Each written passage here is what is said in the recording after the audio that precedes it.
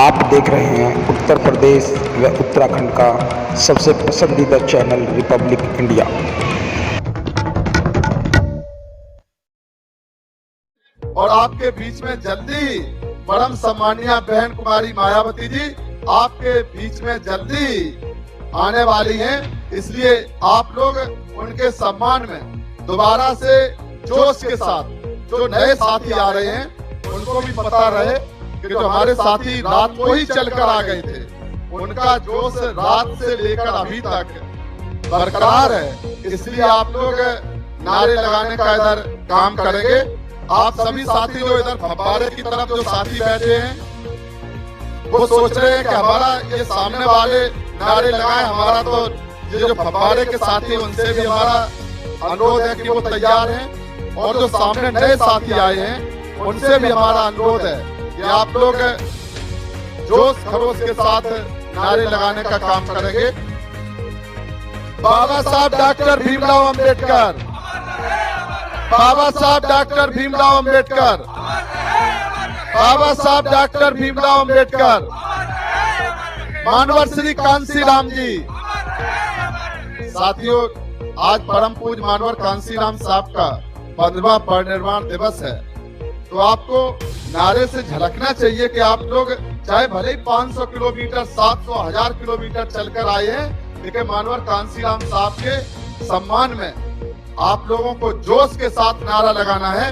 मानवर श्री कांसी राम जी, मानवर श्री कांसी राम जी, मानवर श्री कांसी राम जी, बहन कुमारी मायावती जी, बहन कुमारी मायावती जी, बहन कुमारी Mayawati ji, Bahujan Samaj party, Bahujan Samaj party, Bahujan Samaj party सर्व समाज के सम्मान में, सर्व समाज के सम्मान में, सर्व समाज के सम्मान में, अपने महापुरुषों के सम्मान में, अपने महापुरुषों के सम्मान में। बहन जी आप संघर्ष करो, बहन जी आप संघर्ष करो, बहन जी आप संघर्ष करो।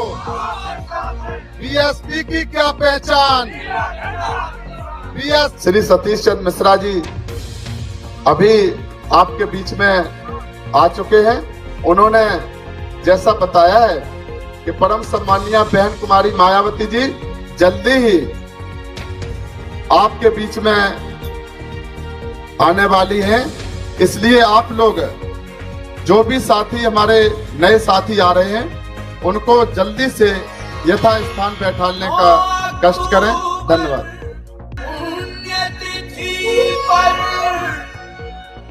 श्रद्धा के दो लेकर माया बहन खड़ी कर लो इन्हें कबूल।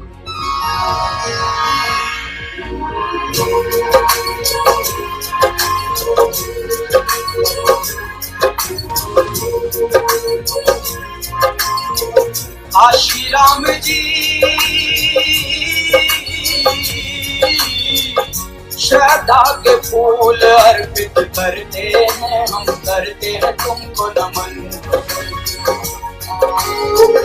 काशी राम जी श्रद्धांजलि हम देने आए हैं, हम करते हैं तुमको नमन। काशी राम जी आशीष दो अब काशी राम जी, श्रद्धा के फूल अर्पित है काशी राम जी।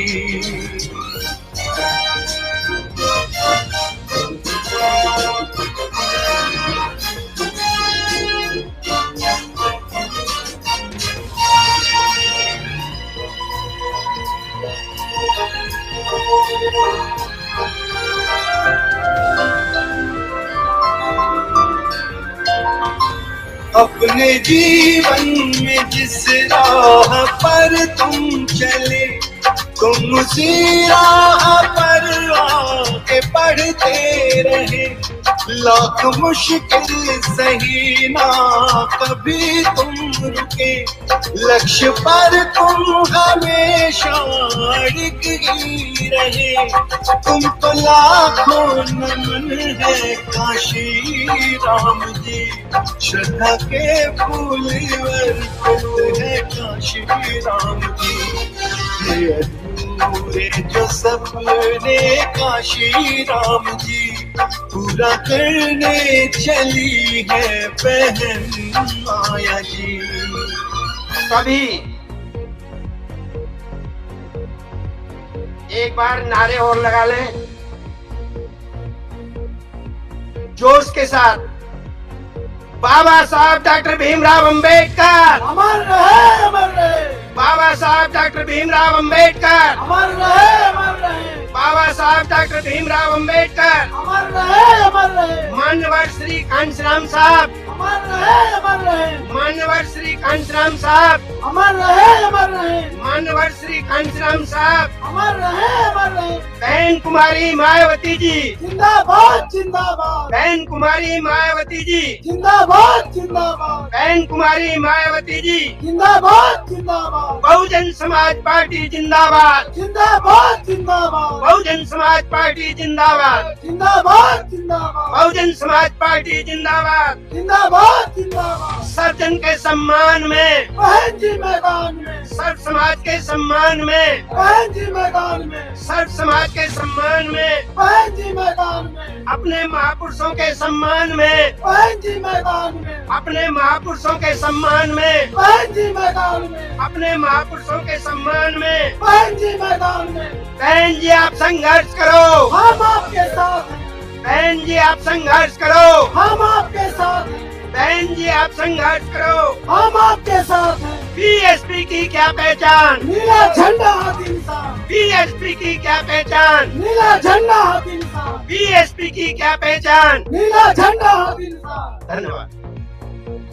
हेलो, देखिए आप सभी से हम लोगों की विनती है कि खास तौर से दाहिनी तरफ जो कुर्सियों में बैठे हुए हैं वो मीडिया के लिए कुर्सियां हैं, उनको आप जरूर उससे हट करके खाली करके अपना कोई और स्थान ले लें। आपसे बार बार ये अनुरोध किया जा रहा है कि आप उसको खाली कर दें और उसको खाली करके आप अपना स्थान कहीं और ले लें। वो मीडिया के लिए ही चिन्हित है और मीडिया के लोग वहां पर नहीं बैठ पा रहे हैं क्योंकि उन कुर्सियों में हमारे अपने लोग खुद बैठ गए हैं। बहुत बहुत धन्यवाद।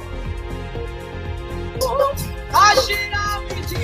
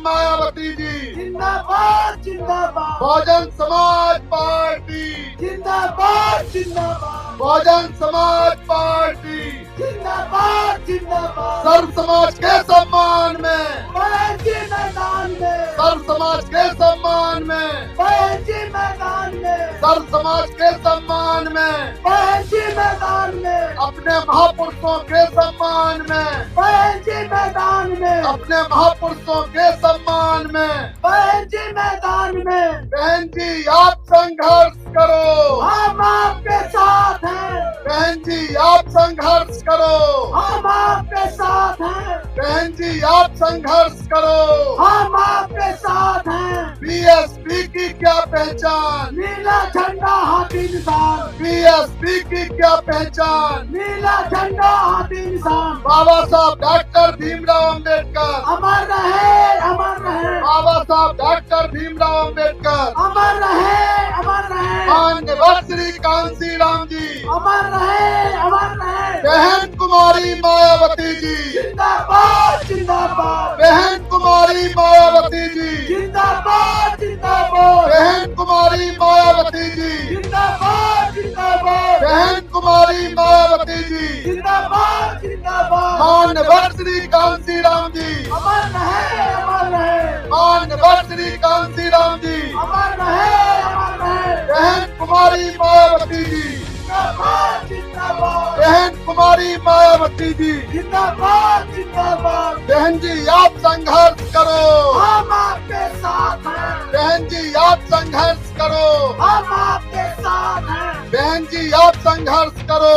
हम आपके साथ हैं। सर्व समाज के सम्मान में, बहन जी मैदान में, सर्व समाज के सम्मान में। बहन जी मैदान में।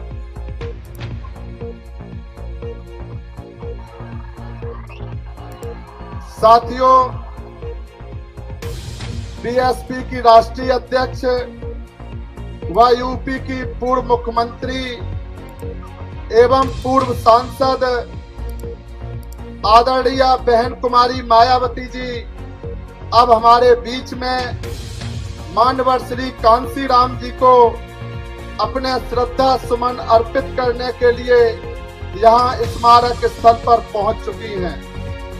उसके लिए सबसे पहले मैं आप सभी की तरफ से उनका आभार प्रकट करता हूं। और अब आदरणीय बहन जी माननीय श्री कांसी राम जी को अपने श्रद्धा सुमन अर्पित करें, लेकिन उससे पहले हम यह चाहेंगे कि बहन जी उनके सम्मान में हमें जरूर कुछ दिशा निर्देश दें। आदरणीय बहन जी।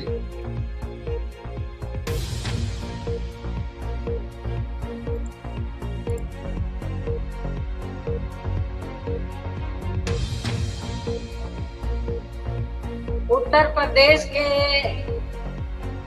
कोने कोने से आए हुए बीएसपी के सभी छोटे बड़े पदाधिकारियों एवं कार्यकर्तागण,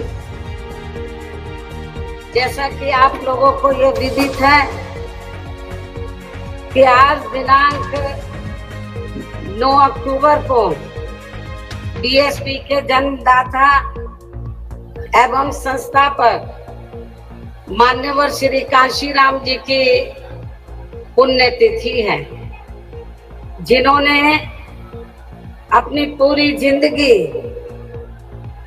अपने संतों, गुरुओं व महापुरुषों में भी विशेषकर परम पूज्य बाबा साहब डॉक्टर भीमराव अंबेडकर के बताए हुए रास्तों पर चलकर देश के करोड़ों दलितों, आदिवासियों, पिछड़े वर्गों, धार्मिक अल्पसंख्यकों तथा अन्य उपेक्षित वर्गों के लोगों को भी अपने पैरों पर खड़ा करने के लिए समर्पित की है। अब वो हमारे बीच में नहीं रहे हैं। ऐसे महान व्यक्तित्व को आज मैं उनकी पुण्यतिथि पर अपनी व उत्तर प्रदेश सहित पूरे देश में पार्टी से जुड़े सभी लोगों की तरफ से भी पूरे तहे दिल से इनको श्रद्धा सुमन अर्पित करती हूँ तथा नमन भी करती हूँ। साथ ही यूपी व देश के अन्य राज्यों में भी इनके अपार अनुयायी जिस भी रूप में आज इनकी पुण्यतिथि का कार्यक्रम आयोजित करके इनको अपने श्रद्धा सुमन अर्पित कर रहे हैं, उनका भी मैं अपनी व पार्टी की ओर से आभार प्रकट करती हूँ। और अब मैं इस मौके पर आप लोगों का ध्यान खासकर यूपी, उत्तराखंड व पंजाब स्टेट में कुछ ही महीनों के अंदर एक साथ होने वाले विधानसभा चुनाव को विशेष ध्यान में रखकर कुछ जरूरी बातों की तरफ दिलाना चाहती हूँ। जिन इन तीनों राज्यों में हमारी पार्टी पूरी तैयारी व दमदारी के साथ ये चुनाव लड़ रही है, जिसे मद्देनजर हुए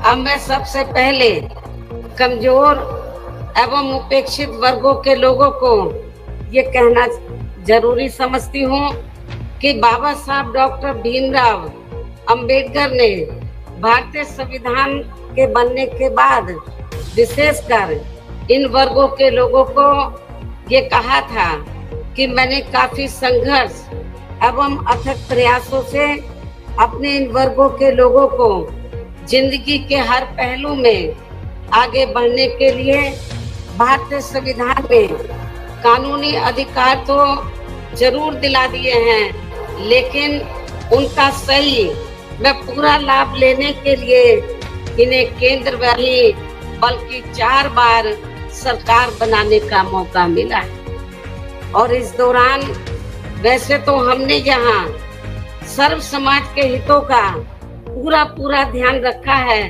लेकिन सभी मामलों में प्राथमिकता पहले हमने यहाँ सर्व समाज में से उन गरीब, कमजोर एवं उपेक्षित वर्गों के लोगों को दी है, जिनकी यहाँ जातिवादी, संकीर्ण व पूंजीवादी मानसिकता रखने वाली पार्टियों की रही सरकारों में काफी ज्यादा उपेक्षा की गई है। साथ ही इनकी सरकारों में उपेक्षित रहे अपने सभी संतों, गुरुओं व महापुरुषों आदि को भी हमने पूरा आदर सम्मान दिया है। इसके साथ साथ हमारी पार्टी की रही सरकार ने यहाँ सर्व समाज में से विशेषकर गरीबों, मजदूरों, बेरोजगारों, किसानों, छोटे व्यापारियों, कर्मचारियों, वकीलों एवं अन्य मेहनतकश लोगों के साथ साथ छात्रों, युवाओं, महिलाओं व बुजुर्गों आदि के हितों में भी अनेकों ऐतिहासिक कार्य किए हैं तथा प्रदेश का हर स्तर पर काफी विकास भी किया है, जिनको सत्ता परिवर्तन होने पर अब विरोधी लोग किसी न किसी रूप में अधिकांश उन्हीं को ही भुना रहे हैं। और अब तो केंद्र व अन्य राज्यों की भी सरकारें इनकी काफी नकल कर रही हैं। इसके साथ ही यहाँ बिगड़ी हुई कानून व्यवस्था को भी काफी हद तक सुधारा गया है। इतना ही नहीं बल्कि जब यूपी में सन 2007 में पहली बार यहाँ बीएसपी की अकेले ही पूर्ण बहुमत की सरकार बनी थी, तो तब फिर हमने यहाँ प्रदेश व यहाँ की आम जनता का काफी युद्ध स्तर पर चौतरफा विकास व उद्धार आदि किया था। यहाँ बेहतरीन कानून व्यवस्था भी दी थी, जिसकी पूरे देश में काफी सराहना भी की गई थी।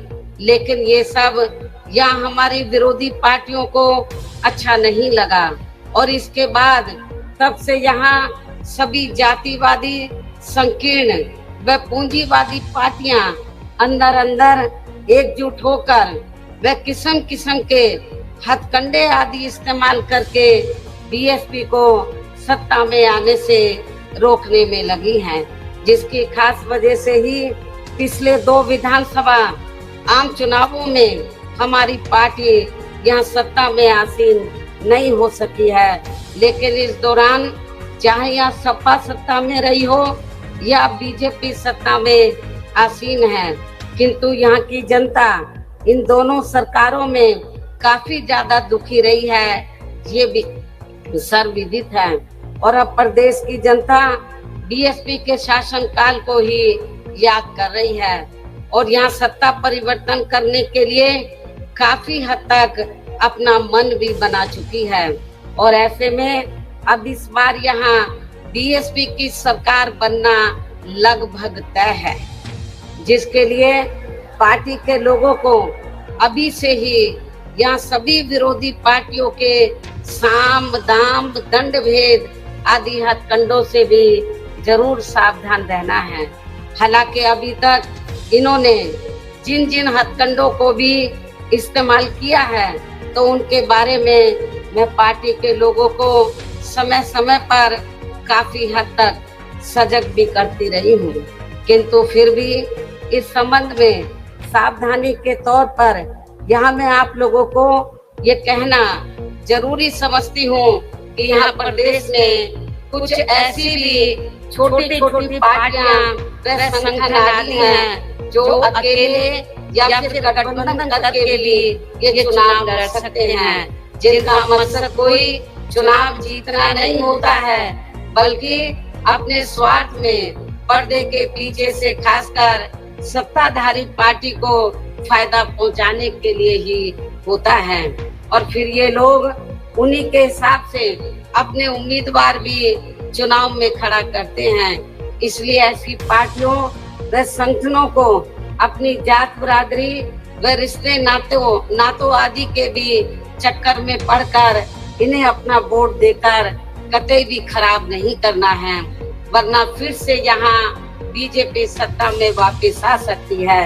इसके साथ ही प्रदेश में एक पार्टी तो ऐसी भी है जो दूसरी पार्टियों के स्वार्थी व टिकटार्थी किस्म के लोगों को अपनी पार्टी में शामिल करा के अपने कुनबे व परिवार आदि को बढ़ाने में लगी रहती है, जिसके शासन काल में यहाँ की जनता खासकर कानून व्यवस्था के मामले में काफी ज्यादा दुखी रही है।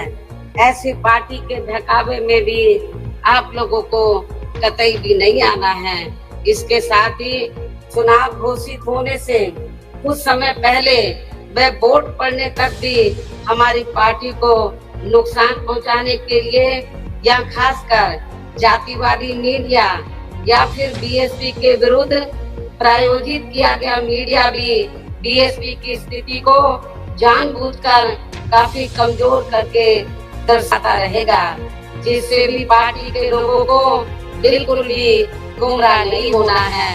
और इस संबंध में हम जल्दी ही मुख्य चुनाव आयोग को भी एक चिट्ठी लिखेंगे कि किसी भी स्टेट में जब विधानसभा आम चुनाव का समय 6 महीने रह जाए तो तब से लेकर वोट पड़ने तक सभी एजेंसी के सर्वे पर रोक लगनी चाहिए, ताकि उसकी आड़ में जो कुछ एजेंसी का धंधा चल रहा है तो वे बंद हो जाए तथा फिर चुनाव भी प्रभावित ना हो सके।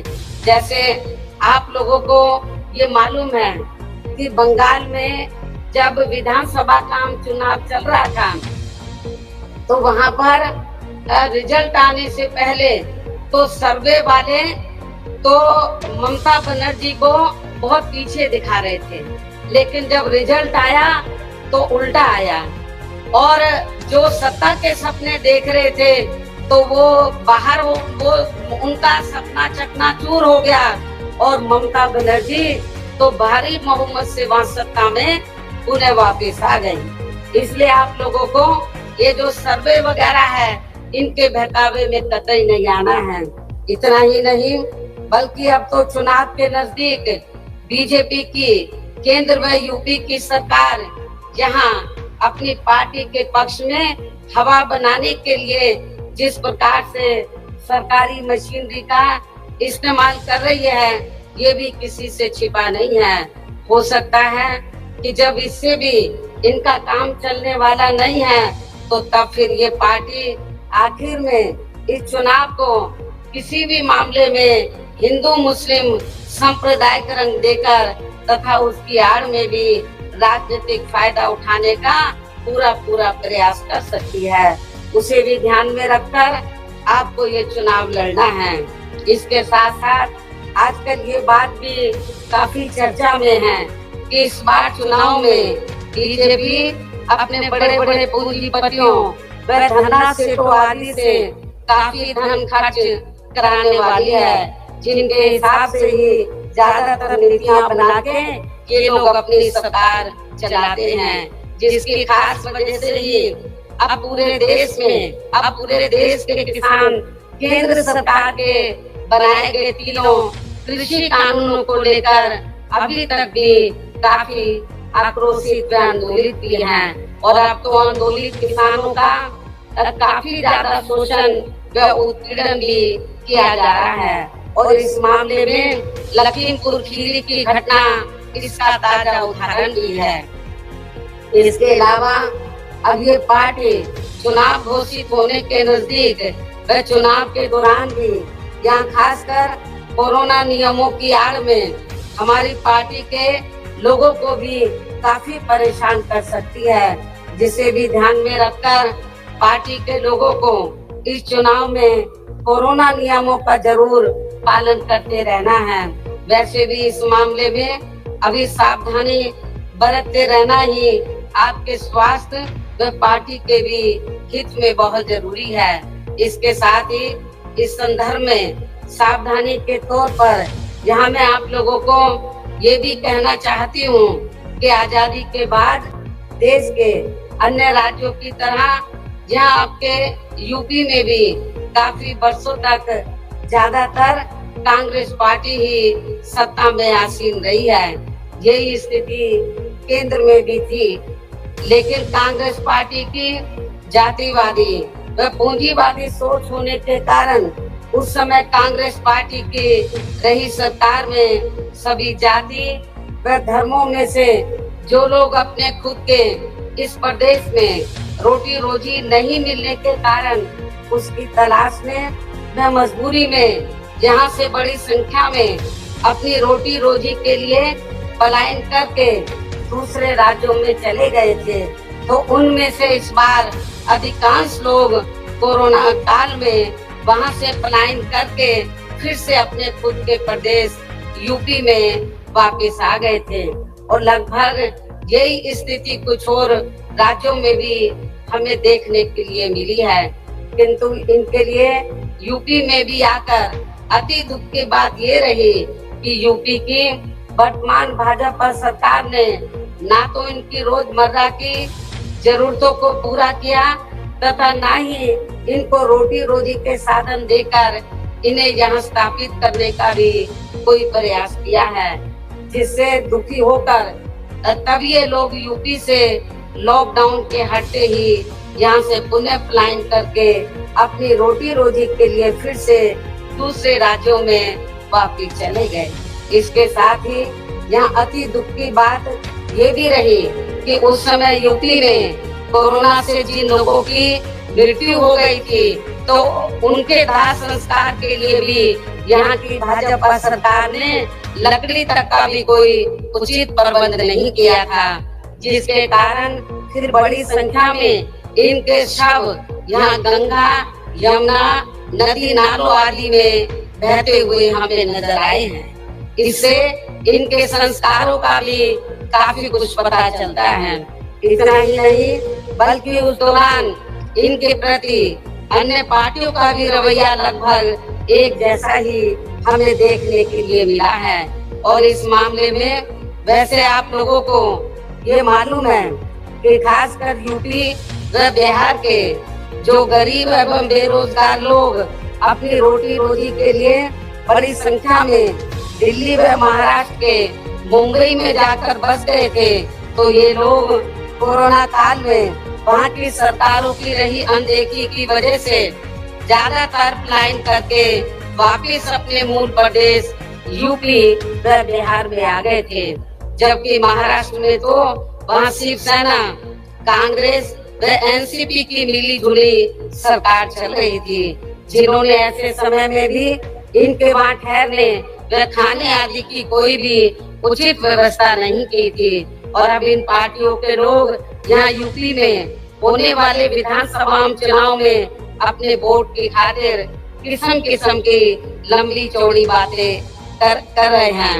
इसके साथ साथ उस समय ओबीसी की पार्टी ने भी यहाँ यूपी में आकर ऐसे आए हुए लोगों में से अपने खुद के मुस्लिम भाइयों की भी कोई मदद नहीं की थी, जो अब यहाँ आकर खासकर मुसलमानों का वोट लेने के लिए काफी बड़ी बड़ी बात कर रहे हैं। और इस मामले में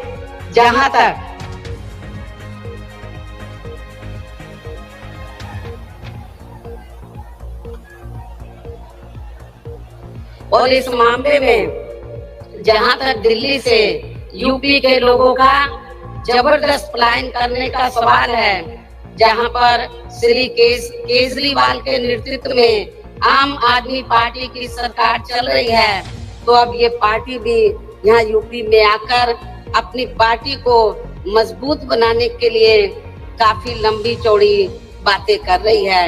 जबकि आम आदमी पार्टी की सरकार ने भी यूपी से अपनी रोटी रोजी के लिए दिल्ली में जाकर बसे लोगों की यहाँ कोरोना काल में उनकी रोजमर्रा की जरूरतों को पूरा करने की बात तो बहुत दूर की रही, बल्कि इस पार्टी ने उनको यूपी में वापस भेजने तक की भी कोई उचित व्यवस्था नहीं की थी।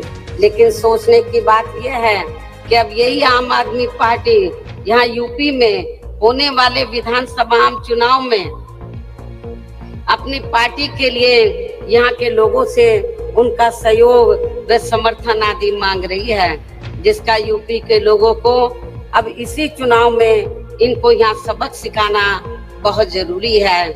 इतना ही नहीं, बल्कि अब ये आम आदमी पार्टी यहाँ यूपी में आकर दिल्ली की तरह खासकर बिजली, पानी व स्वास्थ्य आदि को लेकर जो किस्म किस्म की रियायतें देने की बात कर रही है, तो उनमें बिल्कुल भी सच्चाई नहीं है, क्योंकि वहाँ पर ऐसे कुछ भी जमीनी हकीकत में कार्य नहीं हुए हैं, बल्कि इन मामलों में इनकी कार्यों में ही अधिकांश लीपापोती होती रही है। इसके साथ साथ अब ये आम आदमी पार्टी ये भी कह रही है कि दिल्ली की तरह ही यहाँ यूपी के लोगों को भी रोजगार दिए जाएंगे, साथ ही रोजगार नहीं दिए जाने पर उन्हें बेरोजगारी भत्ता भी दिया जाएगा, जिसमें भी रत्ती भर कोई सच्चाई नहीं है। ये बात बिल्कुल झूठ व हवाई है, क्योंकि यदि आम आदमी पार्टी ने दिल्ली में यहाँ बेरोजगार लोगों को रोजगार या बेरोजगारी भत्ता आदि दिया होता, तो फिर दिल्ली में जाकर बसे यूपी व बिहार के लोगों को भी कोरोना काल में दिल्ली छोड़कर यहाँ यूपी व बिहार में वापस नहीं आना पड़ता। इसलिए अब यहाँ बीजेपी, सपा व कांग्रेस पार्टी के साथ साथ आम आदमी पार्टी, ओबीसी की पार्टी, शिवसेना व अन्य और भी पार्टियां जो अपने अपने वोट की खातिर अभी से ही यूपी की जनता को किस्म किस्म के वायदे कर रही हैं, तो वो केवल हवाई है, उसमें रत्ती भर भी दम नहीं है। वैसे भी इस बार चुनाव में सभी विरोधी पार्टियां अपने अपने चुनावी घोषणा पत्रों में कुछ ज्यादा ही प्रलोभन भरे चुनावी वायदे करने वाली हैं, जिनके बहकावे में भी प्रदेश की जनता को कतई भी नहीं आना है, जिन्हें सत्ता में आने के बाद ये पार्टियां अधिकांश अमल में नहीं लाती हैं। जबकि ये बात भी सर्वविदित है कि बीएसपी किसी भी चुनाव में अपना कोई भी चुनावी घोषणा पत्र आदि जारी नहीं करती है, क्योंकि बीएसपी कहने में बहुत कम बल्कि कार्य करके दिखाने में ही ज्यादा विश्वास रखती है। और इस मामले में बीएसपी का यहाँ 4 बार का राज शासनकाल इसका खास सबूत है। इसलिए इन सब बातों को ध्यान में रखकर प्रदेश की जनता को अब चुनाव में विरोधी पार्टियों के किसी भी बहकावे में नहीं आना है। जिनका यहाँ के लोगों के प्रति असली चेहरा खासकर कोरोना काल में हमें काफी कुछ देखने के लिए मिला है, जिसे खास ध्यान में रखकर अब हमारी पार्टी का ये कहना है कि बीएसपी की सरकार बनने पर इस बार सबसे ज्यादा जोर हमारी पार्टी यहाँ के गरीब व बेरोजगार नौजवानों को रोटी रोजी के साधन उपलब्ध कराने पर ही लगाएगी, ताकि अब आगे इनको अपनी रोटी रोजी के लिए यहाँ अपने खुद के प्रदेश यूपी से कभी भी पलायन ना करना पड़े। और इस बार चुनाव में हमारी पार्टी का यही मुख्य चुनावी मुद्दा भी होगा। इसके साथ ही यूपी में हमारी पार्टी की रही चारों सरकारों ने यहाँ सब समाज में से खासकर दलितों, आदिवासियों, पिछड़े वर्गों, मुस्लिम व अन्य धार्मिक अल्पसंख्यकों तथा गरीबों, मजदूरों, बेरोजगारों, किसानों, छोटे व्यापारियों, कर्मचारियों, वकीलों व अन्य मेहनतकश लोगों के साथ साथ छात्रों, युवाओं, महिलाओं व बुजुर्गों आदि के हित एवं कल्याण के लिए जो भी योजनाएं व परियोजनाएं आदि चलाई थी, जिन्हें सपा व भाजपा सरकार ने अधिकांश रोक दिया है, तो उन्हें फिर से शुरू किया जाएगा। साथ ही प्रदेश में बिजली, पानी, स्वास्थ्य व अन्य रोजमर्रा की सभी जरूरतों को भी समय से पूरा किया जाएगा। इसके साथ साथ प्रदेश में खासकर शिक्षा के क्षेत्र में तथा अन्य और विभागों के भी कर्मचारी जो आए दिन अपनी मांगों को लेकर धरना प्रदर्शन व हड़ताल आदि करते रहते हैं, तो उन सभी मामलों को निपटाने के लिए एक आयोग का गठन किया जाएगा और उनकी वाजिब मांगों को स्वीकार भी कर लिया जाएगा। साथ ही प्रदेश के जो भी क्षेत्र अति पिछड़े हैं, तो उन्हें प्राथमिकता के आधार पर विकसित किया जाएगा। इसके साथ साथ डॉक्टर अंबेडकर ग्राम विकास योजना एवं मान्यवर श्री काशीराम जी शहरी समग्र विकास योजना को भी पुनः चालू करा के यहाँ गांवों व शहरों को फिर से विकसित किया जाएगा, जिनकी हालत अब यहाँ काफी ज्यादा खराब हो चुकी है। प्रदेश में अयोध्या, वाराणसी, मथुरा व अन्य सभी धार्मिक स्थलों पर लोगों की सुविधा के लिए बीएसपी की सरकार के पद चिन्हों पर चलकर वर्तमान भाजपा सरकार ने अभी तक जो भी कार्य शुरू किए हैं, तो वे अभी पूरे नहीं हुए हैं, तो उन्हें बदले की भावना से रोका नहीं जाएगा, बल्कि पूरा कराया जाएगा। इसके अलावा प्रदेश में सरकार बनने पर पहले नए हॉस्पिटल, मेडिकल कॉलेज एवं शिक्षण संस्थान आदि नहीं बनाए जाएंगे, बल्कि पहले से जो बने हैं, जिनकी काफी दयनीय हालत हमें कोरोना काल में देखने के लिए मिली है, तो उन्हें पहले सुधारा जाएगा। इसी प्रकार प्रदेश में सड़कें व पुल आदि भी नए बनाने से पहले यहाँ पुरानी सड़कों व पुलों आदि को ही ठीक किया जाएगा, ताकि कोई जनहानि न हो सके। साथ ही प्रदेश के विकास व जनहित में केंद्र एवं स्टेट की अभी तक जो भी सही योजनाएं चल रही हैं, तो उन्हें विरोधी पार्टियों की तरह बदले की भावना से रोका नहीं जाएगा। इसके साथ ही सपा व भाजपा सरकार की तरह दूसरी सरकारों के किए गए कार्यों के नाम बदलकर ये भी नाटक नहीं किया जाएगा। कहने का तात्पर्य ये है कि प्रदेश में सपा व भाजपा सरकार के सभी कार्यों की ईमानदारी से समीक्षा की जाएगी। जो कार्य सही व जनहित में है, तो उन्हें जरूर आगे बढ़ाया जाएगा, अर्थात रोका नहीं जाएगा। इसके अलावा मेरी सरकार में वर्तमान भाजपा सरकार की तरह कानून व्यवस्था का सुधार केवल कागजों व मीडिया आदि में नहीं, बल्कि जमीन पर ही लोगों को हकीकत में होता हुआ नजर आएगा। खासकर सपा सरकार में जो गुंडे, बदमाश व माफिया आदि खुलेआम जनता का शोषण व उत्पीड़न आदि करते हैं, तो वे मेरी सरकार में आपको जेल के बाहर नहीं, बल्कि जेल की सलाखों के अंदर ही नजर आएंगे, जहां उनकी असली जगह होनी चाहिए। इस प्रकार से प्रदेश में सर्वजन हिताय व सर्वजन सुखाय के लिए जहाँ हर स्तर पर प्रदेश की पूरी तस्वीर बदल दी जाएगी। इतना ही नहीं, बल्कि आज मैंने प्रदेश व आम जनहित में जो कुछ भी कहा है, और इससे पहले पिछले महीने दिनांक 7 सितंबर को और बुधवार के हुए समापन कार्यक्रम के दौरान भी जो कुछ भी कहा है, तो ये सभी कार्य यहाँ बीएसपी की सरकार बनने पर बिना पक्षपात एवं भेदभाव आदि के ही समय से पूरे किए जाएंगे। और इस मामले में विशेषकर किसानों, गरीब व कमजोर एवं असहाय लोगों की तथा यहाँ सर्व समाज में से बेरोजगार लोगों की भी समस्याओं को दूर करने की तरफ विशेष ध्यान दिया जाएगा।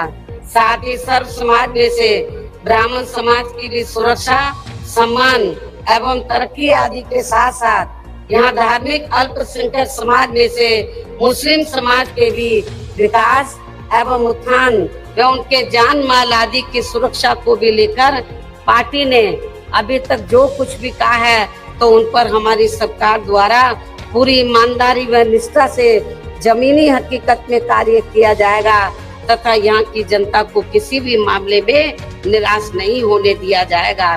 वैसे भी बीएसपी किसी भी मामले में, मैं फिर इस बात को दोहराती हूँ कि वैसे भी बीएसपी किसी भी मामले में जो कहती है तो उस पर सही से अमल भी करके दिखाती है। यही बीएसपी की खास पहचान भी है। लेकिन इस मामले में सावधानी के तौर पर यहाँ मैं ये भी कहना चाहूंगी कि यदि यूपी की वर्तमान भाजपा सरकार ने यहाँ की जनता के प्रति अपनी जिम्मेवारी को पूरी ईमानदारी व निष्ठा से निभाया होता, तो अब यहाँ विधानसभा के आम चुनाव होने के नजदीक यूपी की सरकार के साथ साथ माननीय प्रधानमंत्री जी व अन्य और केंद्रीय मंत्रियों एवं नेताओं आदि को भी यूपी की जनता को लुभाने के लिए अब यहाँ थोक के भाव में ताबड़तोड़ शिलान्यास, घोषणाएं व कच्चे कार्यों का भी उद्घाटन आदि नहीं करना पड़ता।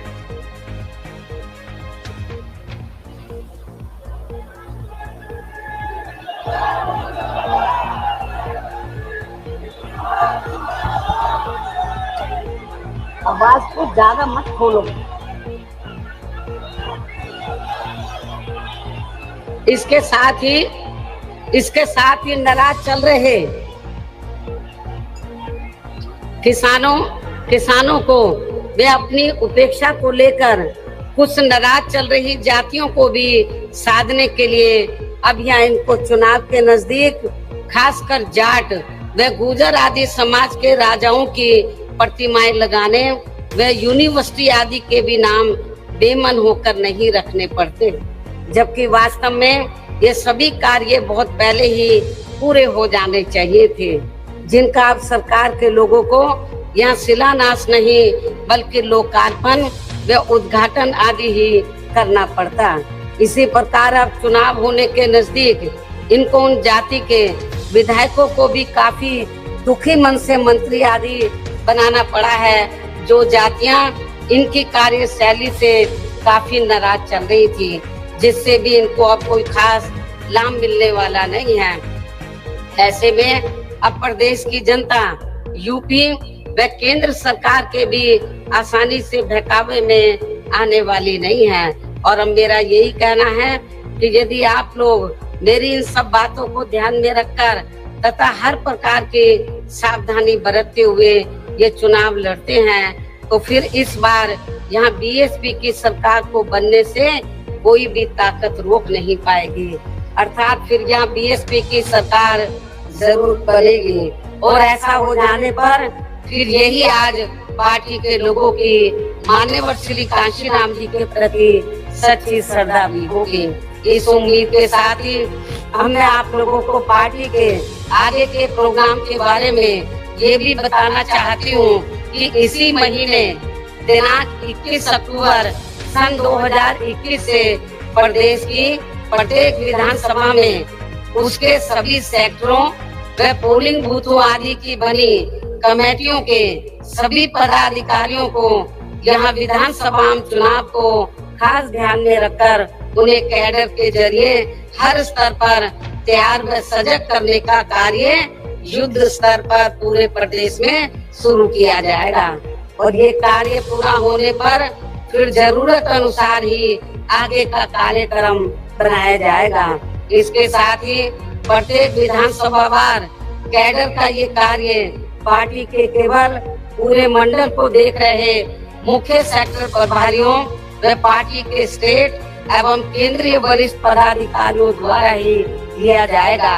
इतना ही नहीं बल्कि आपकी मदद के लिए पिछले महीने 7 सितंबर को व आज 9 अक्टूबर को भी मैंने खासकर यहाँ यूपी में होने वाले विधानसभा चुनाव को ध्यान में रखकर जो भी जरूरी बातें आप लोगों के सामने रखी हैं, तो उन्हें बुकलेट के जरिए भी हर विधानसभा में वहाँ के लोगों तक जरूर पहुँचाया जाएगा।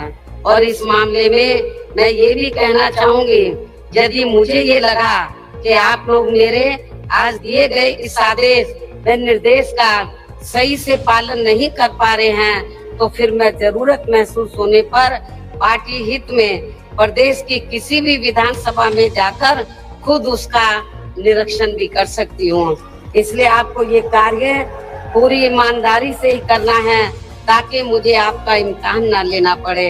इसके साथ साथ यहाँ मैं ये भी कहना चाहती हूँ कि इसी पैटर्न पर चलकर उत्तराखंड व पंजाब स्टेट में भी पार्टी के लोग ये कार्य 21 अक्टूबर से ही शुरू करेंगे। इस प्रकार से आप लोग अपनी पूरी तैयारी के साथ इन तीनों राज्यों में यहाँ की सरकारों को सत्ता से जरूर बाहर करेंगे। अर्थात आप लोग उत्तर प्रदेश में व इससे लगे उत्तराखंड प्रदेश में भी अपनी पार्टी की सर्वजन हिताय व सर्वजन सुखाय की सरकार जरूर बनाएंगे। साथ ही पंजाब स्टेट में भी बीएसपी व अकाली दल गठबंधन की श्री सुखबीर सिंह बादल जी के नेतृत्व में यहाँ भी अपनी सरकार जरूर बनाएंगे। इस भरोसे के साथ ही अब मैं मान्यवर श्री कांशीराम जी की पुण्यतिथि के मौके पर केंद्र की सरकार से इनको भारत रत्न की उपाधि से सम्मानित करने की भी जोरदार मांग करती हूँ और इसके लिए इनसे ये विशेष आग्रह भी करती हूँ। हालांकि इस मामले में हमें ये मालूम है कि केंद्र में कोई भी जातिवादी सरकार जल्दी से हमारे दलित वर्ग के महान व्यक्तित्व को इस उपाधि से सम्मानित करने वाली नहीं है। और इस संदर्भ में बाबा साहब डॉक्टर भीमराव अंबेडकर का खास उदाहरण आप लोगों के सामने है। आप लोगों को मालूम है कि बाबा साहब ने तो देश का संविधान बनाया और जब केंद्र में अंग्रेजों के जाने के बाद कांग्रेस सत्ता में आई, राज्यों में भी रही, तो कांग्रेस की जिम्मेवारी बनती थी कि बाबा साहब को भारत रत्न की उपाधि से सम्मानित करना चाहिए था। लेकिन कांग्रेस की केंद्र की सरकार ने बाबा साहब को भारत रत्न की उपाधि से सम्मानित नहीं किया और नतीजा क्या हुआ, हमारे लोग इसके लिए काफी संघर्ष करते रहे लेकिन सफलता नहीं मिली, क्योंकि कांग्रेस पार्टी नहीं चाहती थी कि दलितों को और खासकर बाबा साहब को ये सम्मान मिले। उसके बाद जब बीएसपी बनी और 1989 में जब केंद्र में जनता दल की सरकार बनी श्री बीपी सिंह के नेतृत्व में और कांग्रेस सत्ता से बाहर हुई और मिली जुली सरकार बनी, तो श्री उस समय हमारी पार्टी के 3 एमपी जीत कर आए थे। मैं खुद भी जीत कर आई थी 1989 में बिजनौर से। तो उस समय श्री बीपी सिंह जी ये चाहते थे कि हम लोग सरकार में शामिल हो जाएं। हमने श्री बीपी सिंह को ये कहा कि हमें कोई मंत्री का पद नहीं चाहिए, हम केवल 2 ही आपसे मांग कर रहे हैं, एक तो बाबा साहब को भारत रत्न की उपाधि से सम्मानित किया जाए और दूसरा मंडल कमीशन की रिपोर्ट लागू की जाए।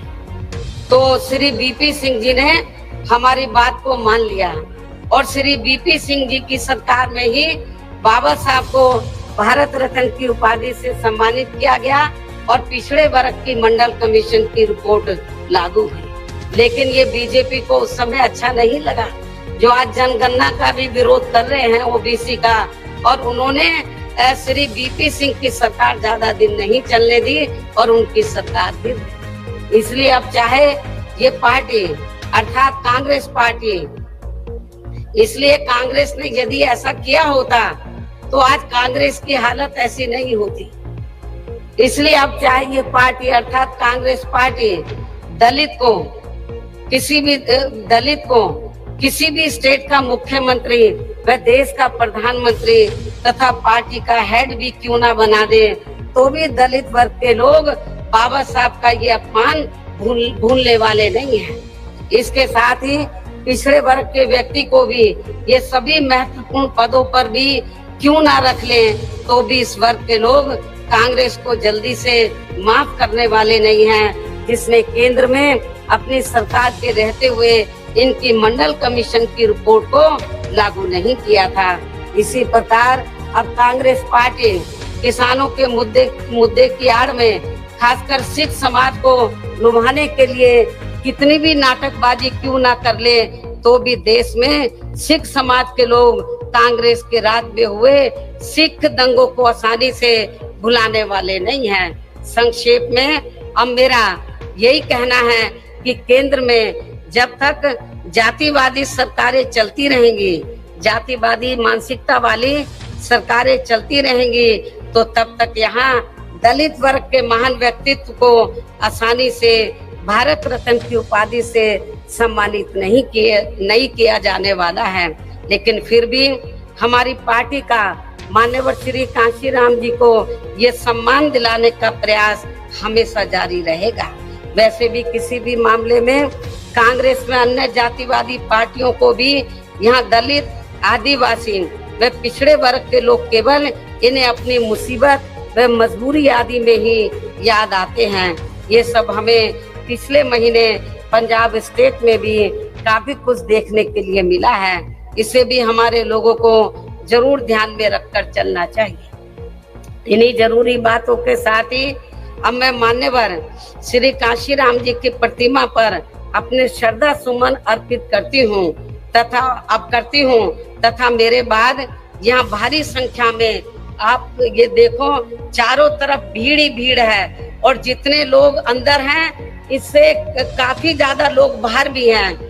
तो आप लोग अपने खुद के साधनों से चलकर, तो कल से आप लोग इधर आए हुए हैं, आपको जब मालूम पड़ा कि मान्यवर श्री कांशीराम जी की पुण्यतिथि के मौके पर मैं खुद यहाँ पर स्मारक स्थल पर पहुँचने वाली हूँ, तो मेरे मना करने के बावजूद भी आप लोग नहीं रुके और बड़े पैमाने पर आप लोग यहाँ पर लाखों की संख्या में इधर पहुँचे हैं। इसके लिए तो मैं आप लोगों की बहुत बहुत आभारी हूँ, और मुझे पूरा भरोसा है, खास तौर से जो विरोधी लोग ये कहते हैं कि बीएसपी कहीं पिक्चर में नजर नहीं आ रही है। मेरे ख्याल अभी तक पिछले कई महीनों में जितने प्रोग्राम कांग्रेस ने, सपा ने, बीजेपी ने किए हैं, जितनी भीड़ उनके प्रोग्राम में अभी तक आई है उससे कई गुना भीड़ आज बीएसपी के अकेले एक प्रोग्राम में आप लोगों को देखने के लिए मिल रही है, मीडिया को देखने के लिए मिल रही है। तो अब मैं आप लोगों का और ज्यादा समय न लेते हुए अब मैं मान्यवर श्री कांशीराम जी की प्रतिमा पर अपने श्रद्धा सुमन अर्पित करती हूँ तथा मेरे बाद यह भारी संख्या में आए पार्टी के लोग भी खासकर कोरोना नियमों का पालन करते हुए पूर्व की तरह ही पूरे अनुशासित तरीके से इनको अपने श्रद्धा सुमन अर्पित करके तब फिर अपने अपने जिलों में सावधानी पूर्वक वापिस चले जाएंगे और फिर ये लोग पार्टी के आज घोषित किए गए कार्य में पूरे जी जान से जुट जाएंगे। इस उम्मीद के साथ ही अब मैं आप लोगों से यही रजा लेती हूँ। जय भीम, जय भारत। बहुजन समाज पार्टी जिंदाबाद, बहुजन समाज पार्टी जिंदाबाद। बाबा साहब भीमराव अम्बेडकर अमर रहे, माननीय कांशीराम साहब अमर रहे, माननीय कांशीराम साहब अमर रहे, कुमारी जिंदाबाद।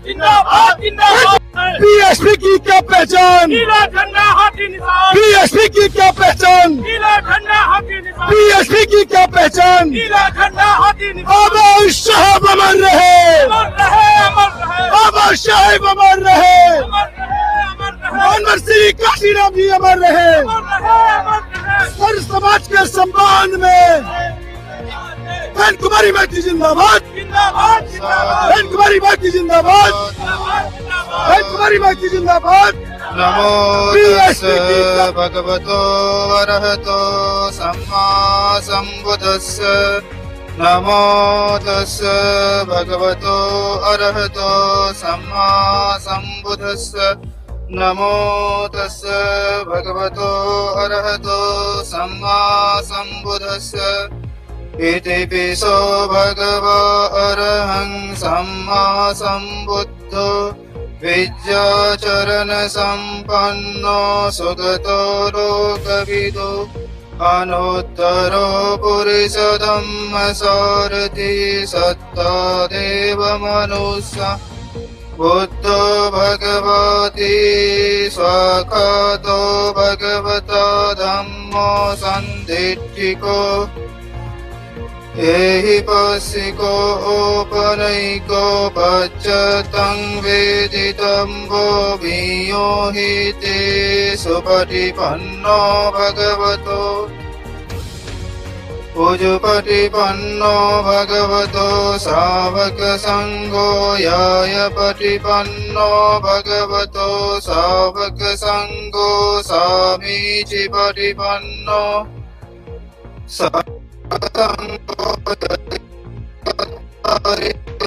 युगानि आत्मं वदेवता सब।